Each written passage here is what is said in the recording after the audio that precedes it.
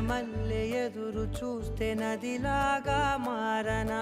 చైత్రమల్లె నువ్వు పూస్తే చిగురాకే అవ్వనా నన్నే వరించే యువరాజును అంట నీ యువరాణి